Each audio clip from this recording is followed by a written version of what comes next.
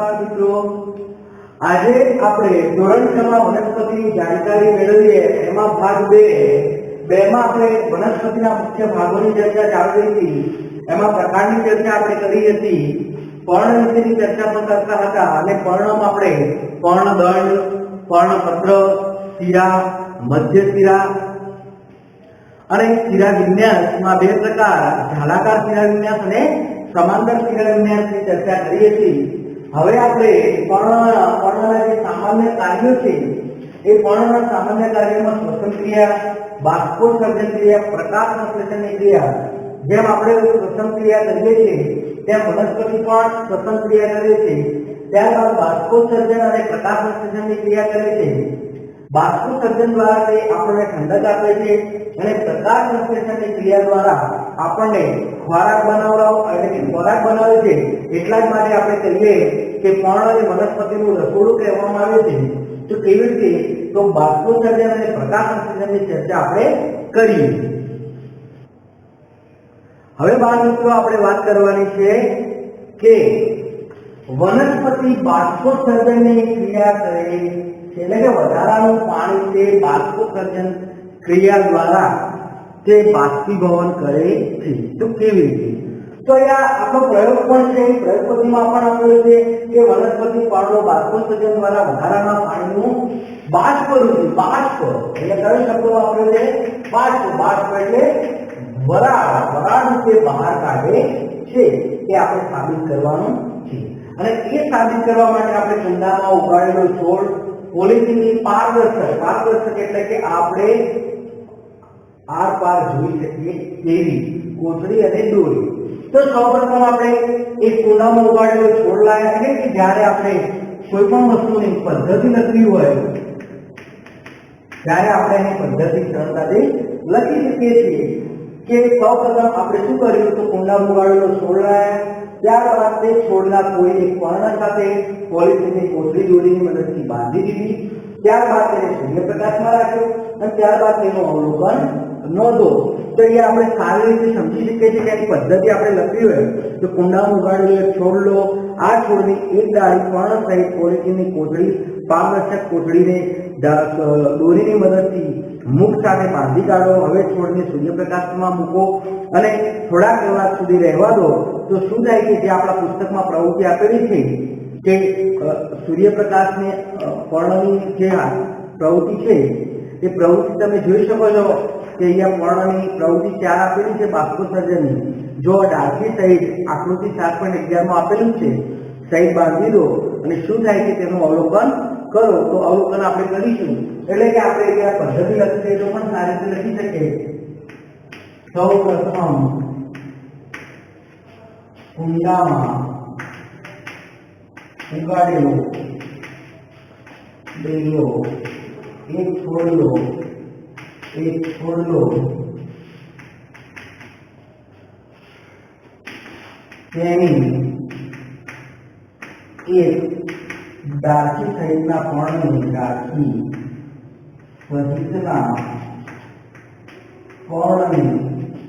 પોલિથીનની પારદર્શક કોથળી દોરીની મદદથી બાંધો, બરાબર। હવે સૌપ્રથમ આપણે કુંડાવાળો છોડ લીધો, તે છોડને આપણે ડાળખી સહિત આપણે પોલિથીનની કોથળી દોરીની મદદથી બાંધી દીધી। એટલે આ શું છે? દોરી છે, દોરીની મદદથી બાંધ્યા પછી તેને સૂર્યપ્રકાશમાં મૂકો,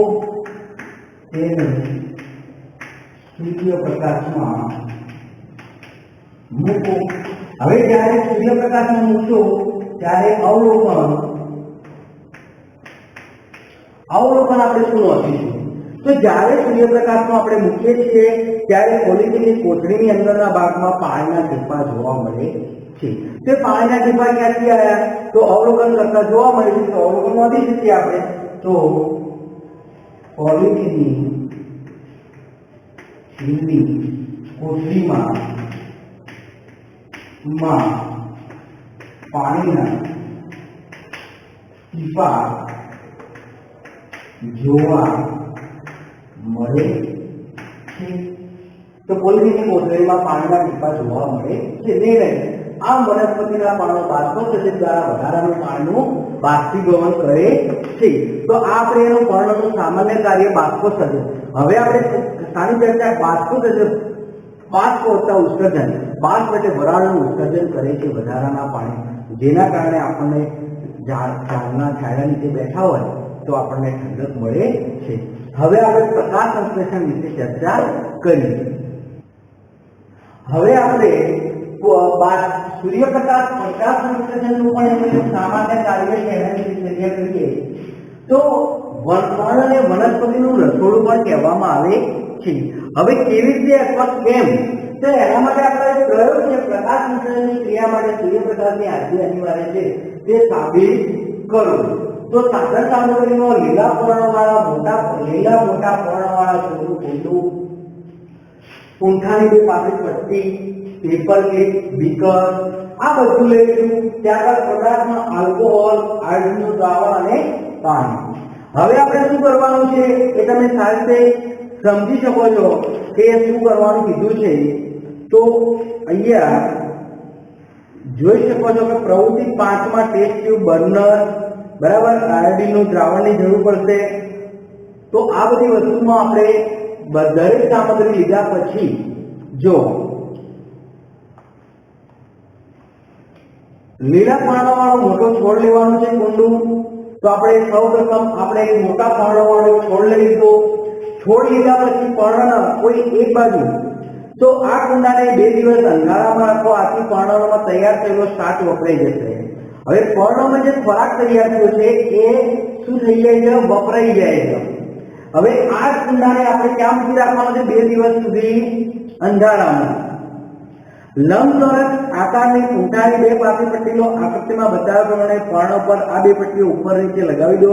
એટલે આગળ પાછળ પર્ણ એટલે કે પુસ્તકનો પેજ હોય અથવા આ પર્ણ છે તો પર્ણને 2 બાજુ એટલે આ રીતે એક પેજ અહીંયા, એક પટ્ટી અહીંયા, એક પટ્ટી આ છે અને પર્ણનો આટલો ભાગ ઢંકાઈ જાય છે. હવે શું કીધું છે? પટ્ટી માર્યા પછી હવે કુંડાને 1 દિવસ સુધી સૂર્યપ્રકાશમાં રાખો. હવે સૌથી પહેલા આપણે અંધારામાં લઈએ છીએ, સાત એટલે ખોરાક એટલે બધું વપરાય. હવે આપણે એને 2 બાજુ પૂંઠાની પટ્ટી જે તમને દેખાઈ રહી છે અત્યારે એ આગળ અને પાછળ બંને બાજુ પેપર ક્લિપ દ્વારા લગાવી. હવે આ છોડને ક્યાં મૂકવાનો છે? તો સૂર્યપ્રકાશમાં. બરાબર. હવે સૂર્યપ્રકાશમાં મૂક્યો એટલે સૂર્યનો પ્રકાશ આવશે તો આખા પુષ્પના દરેક ભાગ ઉપર પડશે, પણ જ્યાં પેપર ક્લિપ મારેલી છે, જે પેપરના 2 પૂંઠા મળે ત્યાં પડશે નહીં. કુંડાને 1 દિવસ સુધી આપણે સૂર્યપ્રકાશમાં રહેવા દેવાનો છે. બીજા દિવસે આ પર્ણ તોડી લો, પૂંઠાની પટ્ટીઓ દૂર કરો. પર્ણને પ્રથમ ઉકળતા પાણીથી અને પછી આલ્કોહોલથી ધોવો. હવે આ પર્ણને આપણે અહીંથી કાઢી લેવાનું છે. ચલો, પર્ણને કાઢી લીધું એટલે આપણે પર્ણબંધ થઈ આ પર્ણને આપણે કાઢી લીધું. હવે પર્ણને શું કરવાનું હતું? ધોવાનું છે. પણ ધોવાનું શાનાથી? તો 2 રીતે, ગરમ પાણી એટલે ઉકળતા પાણી અને આલ્કોહોલ. ચલો, તો આલ્કોહોલ અને પાણી દ્વારા શું કર્યું? પર્ણને ધોઈ કાઢ્યા. હવે ધોયા પછી શું કીધું છે એ જુઓ. હવે આખા પર્ણ પર આયોડિનના દ્રાવણના ટીપા નાખો અને પર્ણનો રંગ તપાસો. હવે આના ઉપર શું કરશું? આખા પર્ણ ઉપર સાના ટીપા નાખીએ છીએ આપણે, તો એ પણ ખાસ યાદ રાખવાનું. હવે આ સાના ટીપા નાખ્યા તો પર્ણને પહેલા તોડી કાઢ્યું, તોડ્યા પછી ધોવામાં આવ્યું. સાના દ્વારા જોયું તો પાણી અને આલ્કોહોલ દ્વારા જોયું. ધોયા પછી પર્ણ પર શું કર્યું? આયોડિનના દ્રાવણના ટીપા નાખીએ. સાના? આયોડિનના દ્રાવણ. હવે ટીપા ડ્રોપરની મદદથી નાખી કાઢ્યા. હવે આપણે અવલોકન કરવાનું છે. તો પર્ણ પર આયોડિનના ટીપા નાખતા પર્ણનો જે ભાગ પર પૂંઠાની પટ્ટી લગાવી હતી તે ભાગ પર્ણનો ભૂરો કાળો રંગ થતો નથી. બાકીના પર્ણનો ભૂરો કાળો રંગ થાય છે. એટલે કે અહીંયા આ જે ભાગ ઢંકાયેલો હતો, આ કેવો હતો?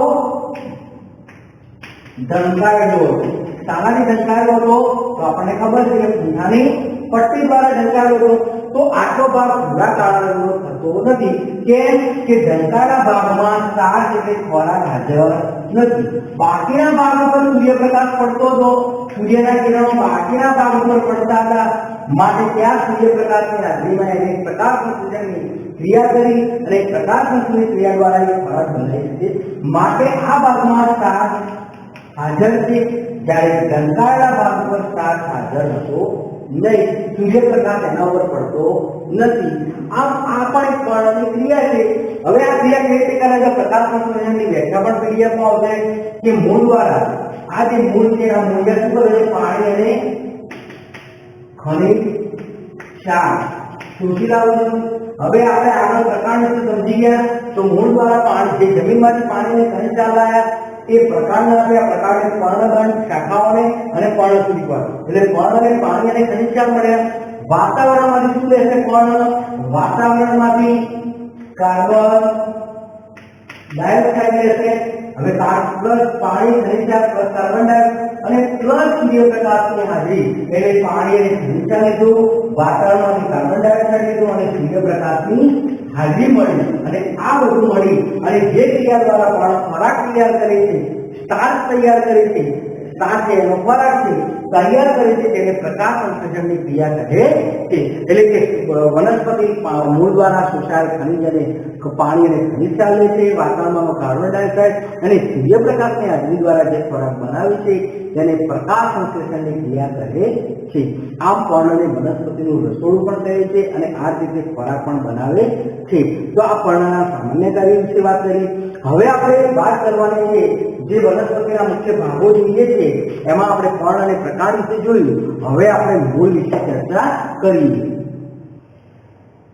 હવે આપણે વનસ્પતિના મુખ્ય ભાગોમાં આપણે પ્રકાંડ વિશે ચર્ચા કરી હતી, પર્ણ વિશે. હવે આપણે વાત કરવાની મૂળ. મૂળ વિશે ચર્ચા કરીએ તે પહેલા આપણે કોઈ પણ તંદુરસ્ત વનસ્પતિ માટે મૂળ અનિવાર્ય છે. હવે કેમ અનિવાર્ય છે એના માટે જોઈ શકીએ આપણે.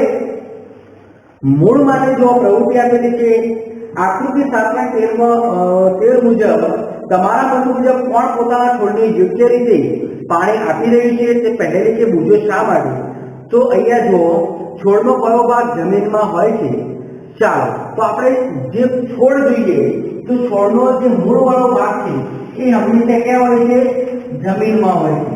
તો જમીનમાં કયો ભાગ છે અને બંનેમાંથી કોણ સરસ રીતે પાણી આપી રહ્યું છે પહેલી કે બુજો એની ચર્ચા કરવાની. ચલો એ માટે પ્રવૃત્તિ 6 માં જો આ માટે તમે બે કુંડા લો, થોડી મોટી માટી, ખુરપી, બ્લેડ, કાતર અને પાણીની જરૂર પડશે.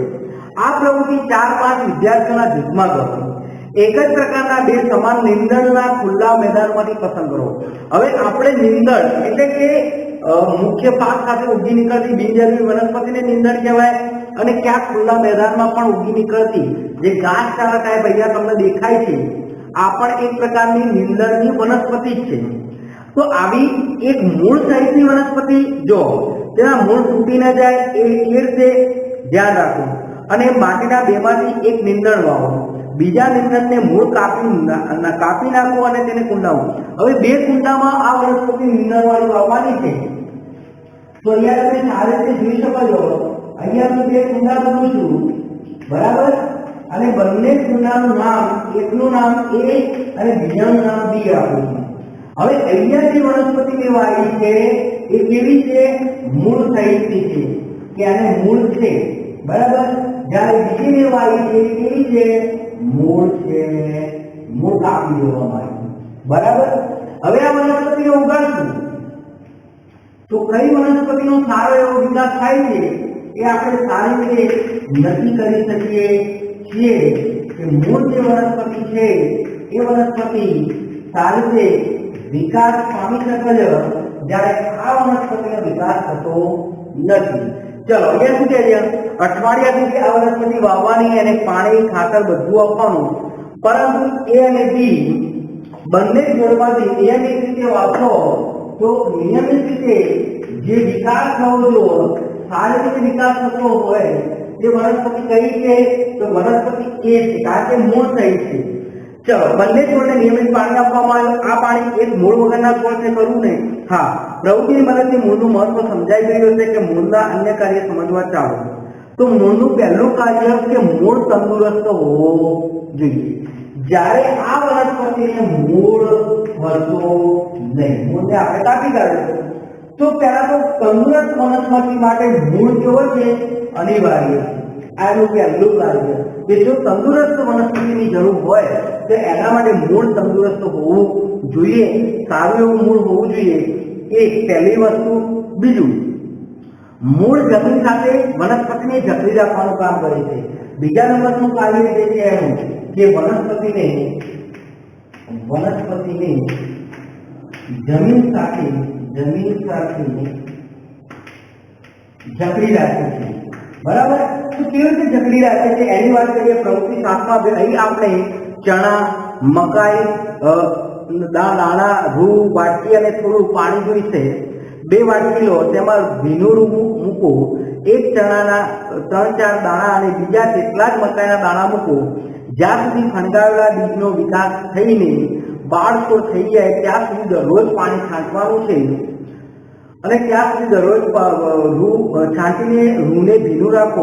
1 અઠવાડિયા બાદ બાળ છોડનું અવલોકન કરો. રૂ પર ઉછરેલા બાળ છોડ તમે જોઈ શકો છો. તો શું મૂળને રૂથી સહેલાઈથી દૂર કરી શકાય? ના, તો રૂથી સહેલાઈથી દૂર કરી શકાતા નથી, કારણ કે ફણગાવેલા બીજના જે મૂળ નીકળ્યું છે એ મૂળ રૂમાં ઘૂસી જાય છે અને એ સારી રીતે ગોઠવાઈ ગયા, મજબૂત રીતે જકડાઈ જાય. આપણે તેને ખોદવા પડ્યા હતા. વનસ્પતિ જમીનને મજબૂતાઈથી જકડી અને પકડી રાખે છે. મૂળ મદદ કરે છે. આ વનસ્પતિને જકડી રાખવાનું કાર્ય પણ તમે જોયું. પ્રકાર અને પાણાના વિવિધ પ્રકાર હોય છે એમ મૂળના પણ વિવિધ પ્રકાર જોવા મળે છે. તો હવે આપણે મૂળના વિવિધ પ્રકાર વિશે ચર્ચા કરીએ. તો જોઈએ આપણે મૂળના કાર્યો. સામાન્ય મૂળના 2 કાર્યો હતા સામાન્ય, એ જોઈ લીધું. હવે વનસ્પતિમાં મૂળની વાત કરીએ તો મૂળના પ્રકાર વિશે. તો મૂળના સામાન્ય કાર્યો 2. એક તો મૂળ તંદુરસ્ત હોવું જોઈએ. બીજું કાર્ય કે મૂળ શું કામ કરે છે? તો મૂળ જમીન સાથે જકડી રાખે. ત્રીજું કાર્ય કે તે જમીનમાંથી મૂળ પાણી અને ખનિજ ક્ષાર પણ શોષી લાવે છે. આ મૂળના 3 સામાન્ય કાર્યો છે. હવે આપણે વાત કરવાની છે કે અહીંયા મૂળના પ્રકાર વિશે. તો મૂળના 2 પ્રકાર છે. મૂળના પ્રકાર. હવે મૂળના પ્રકાર વિશે ચર્ચા કરીએ એ પહેલા પર્ણની જે શિરાઓ છે, શિરા વિન્યાસ છે, જાળાકાર અને સમાંતર, તેની પર ચર્ચા કરીએ. પણ એ પહેલા આપણે મૂળના પ્રકાર વિશે આકૃતિ 7.16માં A અને B ને ધ્યાનપૂર્વક અભ્યાસ કરો. રૂમાંથી બહાર કાઢેલા ચણાના મૂળને જુઓ. શું 7.16 કે 16માં જોઈ શકે ચણાના મૂળ જે છે અને 16માં B જે તમને મકાઈની અંદર દેખાય છે. બરાબર? તો અહીંયા આપણે મહત્વની બાબત એ થઈ જાય છે કે અહીંયા હું મૂળ બોલું છું, ધ્યાન આપજો. કોઈ પણ વનસ્પતિનું કોઈ મૂળ આ રીતનું હોય છે, તમે જોઈ શકો છો સારી રીતે.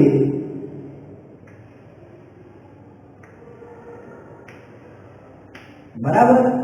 હવે આ જે અહીંયા મુખ્ય મૂળ તમને દેખાય છે, અહીંયા આ જે છે મૂળ એ મુખ્ય છે અને આ એની પાછો મૂળ છે.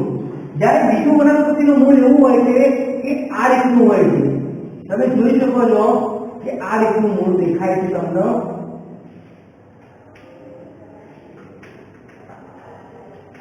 આમાં કોઈ મુખ્ય મૂળ દેખાતું નથી. બરાબર? મૂળા વયાર્થે મૂળ તમને દેખાતું હોય છે.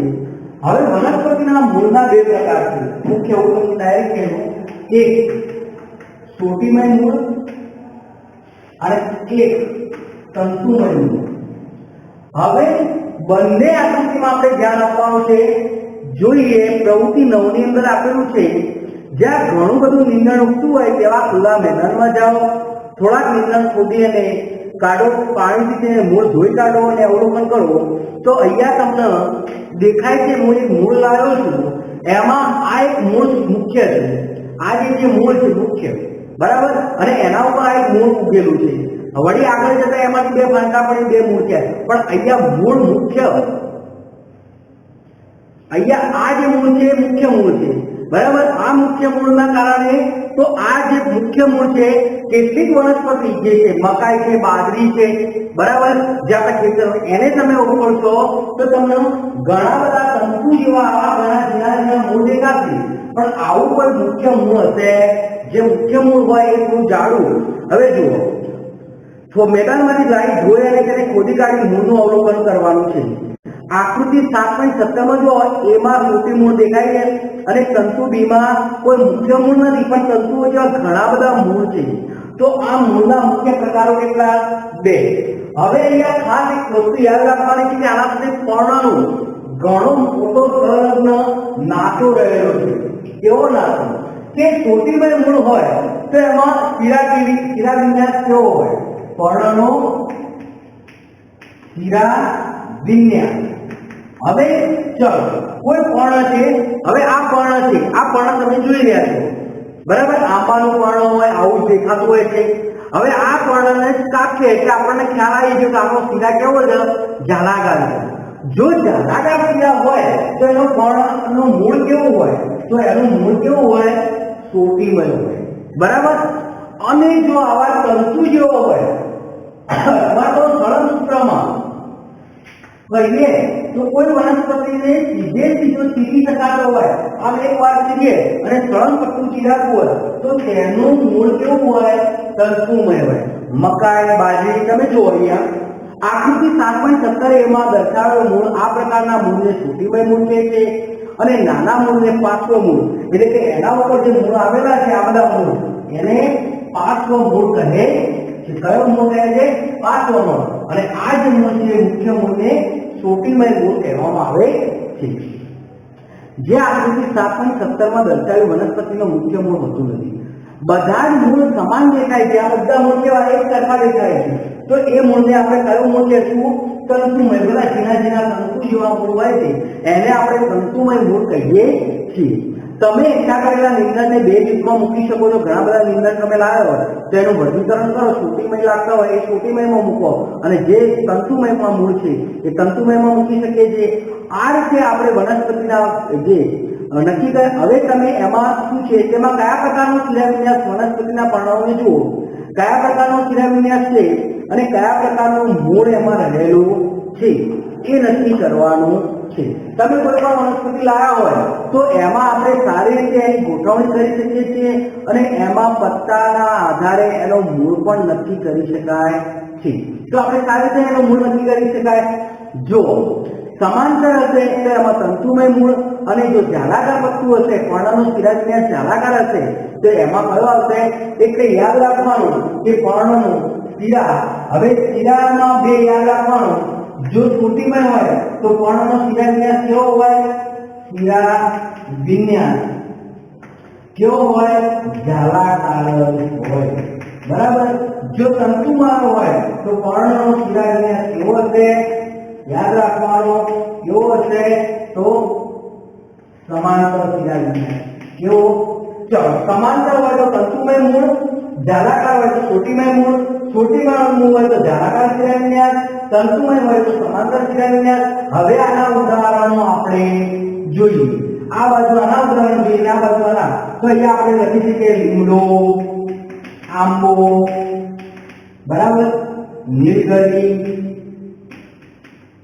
આંબી ઘણા બધા જ્યારે આમાં આપણે ઉદાહરણ લખવા હોય તો આના ઉદાહરણ કયા લખી શકીશું તો આના ઉદાહરણ લખીએ આપણે ઉપર આના ઉદાહરણ ઉપર લખી દઈએ બાજરી મકાઈ ધરો ઘણા બધી વનસ્પતિઓ છે કેળ બરાબર કેવડો આ બધા આપણે લખી શકીએ છીએ એના ઉદાહરણો અને સારી રીતે સમજી શકીએ છીએ કે આમાં સમાંતર શિરાવિન્યાસ અને મૂળ કયો હશે એની ચર્ચા આપણે સારી રીતે કરી શકીએ છીએ આ પર્ણના મુખ્ય બે પ્રકાર છે અને બે પ્રકારની હવે ચર્ચા કર્યા બાદ આપણે હવે અહીંયા જો આપણે શીખી ગયા કે મૂળને જમીનમાં પાણી અને ખનિજ તત્વોનું શોષણ કરે છે પ્રકાર તેને પર્ણ સુધી તથા વનસ્પતિના ભાગ સુધી હવે મહત્વની બાબત છે કે મૂળનું કાર્ય પાણીને જમીનમાંથી પાણીને ખનિજના શોષણ લઈ જાય હવે લઈ ગયા પછી શું કરે છે તો પ્રકાંડ આપશે પ્રકાંડ કોને આપશે તો ડાળખી શાખાઓને આપશે શાખાઓ પર્ણને આપશે અને પર્ણ પોતે શું કરશે પુષ્પને આપશે મારફતે પામી વનસ્પતિના વિવિધ ભાગોમાં સંગ્રહ પામે છે। આમાંના કેટલાક મૂળને આપણે ખાઈએ છીએ। ધારો કે મૂળ, કેટલીક મૂળ પ્રકારની વનસ્પતિ આપણે ખાઈએ છીએ। કયા પ્રકારની? તો ગાજર, શક્કરિયા, એ ઉદાહરણ લખવાના છે ત્રણના લેવડા, બરાબર। પછી સલગમ, સાબુદાણા, ઘણા બધા ઉદાહરણો છે, બરાબર। તો આપણે ત્રણ પ્રકારના ત્રણેયના ઉદાહરણો હવે આપણે જોઈએ। તો ત્રણેયના ઉદાહરણ જોઈશું તો કયા ઉદાહરણો આવશે એ પણ તમને ખ્યાલ આવી જશે કે કયા ઉદાહરણો એમાં આવે છે, જેના થકી આપણે નક્કી કરી શકીએ કે આ વનસ્પતિમાં છોડ તો તુલસી, બારમાસી, મકાઈ, ગુલાબ, ગલગોટો, બરાબર। એ તો આપણે જોયું। તો એ કોના પ્રકાર હતા? વનસ્પતિના ભાગોના। પણ હવે આપણે વનસ્પતિની વાત કરીએ કે ભાઈ આના જો ખોરાકનો સંગ્રહ કરતા મૂળ, તો ગાજર, મૂળા, સક્કરિયા, રતાળુ, બીટ આ બધા મૂળ છે। ખોરાકનો સંગ્રહ કરતા પ્રકાર તો બટાકા, સુરણ, આદુ, હળદર આ બધા પ્રકાર છે। અને પણ તો ડુંગળી છે, લસણ છે, કોબી છે, આ બધા કોના ઉદાહરણ છે? તો પર્ણના। આ બધા ખોરાકનો સંગ્રહ કરે છે અને આપણે એને ખાઈએ છીએ। પીડીએફમાં પણ આવશે। હવે આપણે ચર્ચા કરવાની છે પુષ્પની, જે વનસ્પતિનો સૌથી સુંદર અને આકર્ષક ભાગ છે એની હવે આપણે ચર્ચા કરીએ। હવે આપણે પુષ્પ વિશેની ચર્ચા નેક્સ્ટ ભાગમાં આપણે કરીશું। નમસ્કાર બાળ મિત્રો।